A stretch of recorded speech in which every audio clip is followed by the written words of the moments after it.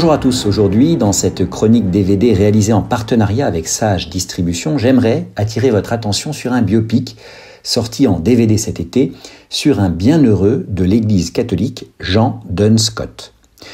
Le film s'intitule Bienheureux Duns Scott et nous raconte la vie de ce théologien et philosophe écossais, fondateur de l'école scolastique dite scottiste, qui fut, à la fin du XIIIe et au début du XIVe siècle, la fierté de l'ordre franciscain.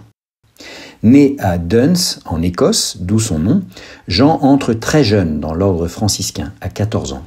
Il est ordonné prêtre en 1291 à l'âge de 25 ans, mais le film ouvre sur un épisode qui se produit en juin 1303 à l'Université de Paris, où il enseigne la philosophie, lorsque le roi Philippe le Bel ordonne à tous les religieux résidant en France de signer une pétition appelant à la réunion d'un concile contre le pape Boniface VIII, sous peine de devoir quitter le royaume dans les 3 jours.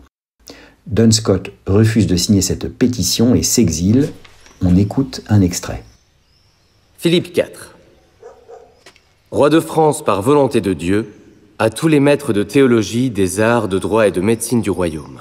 J'entends faire connaître aux professeurs et aux étudiants des 5 universités du royaume, aux amateurs des sciences humaines et divines, l'acte proditoire de celui qui siège, en vertu d'une machination simoniaque diabolique, sur le trône pontifical, sous le nom de pape Boniface VIII.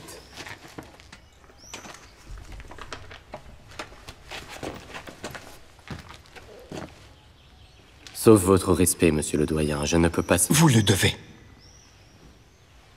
Le roi dénigre le pape, et il veut notre approbation. Signez, je vous l'ordonne. Mais le film se concentre surtout sur une disputatio qui va opposer les 2 jeunes ordres mendiants récemment fondés par saint François d'Assise et par saint Dominique, les franciscains et les dominicains. On compare d'ailleurs souvent Duns Scott à Thomas d'Aquin, qui fit également l'admiration de son ordre dominicain. L'école scottiste et l'école thomiste seront constamment en conflit, suivant les rivalités des 2 ordres mendiants. La disputatio, dont il est question dans le film, pose la question de l'Immaculée Conception de Marie. Le champion franciscain, chargé de défendre ce que l'Église bien des siècles plus tard reconnaîtra comme un dogme, n'est autre que Duns Scott. En face de lui, 2 brillants dominicains se succèdent pour tenter de le désarçonner, mais en vain. On écoute un nouvel extrait. La bienheureuse Vierge Marie a toujours été sans péché, et ce depuis sa conception. Mais elle n'aurait pas pu l'être sans avoir été préservée du péché originel. Jésus, en tant que médiateur parfait, l'a aussi préservée du péché d'Adam.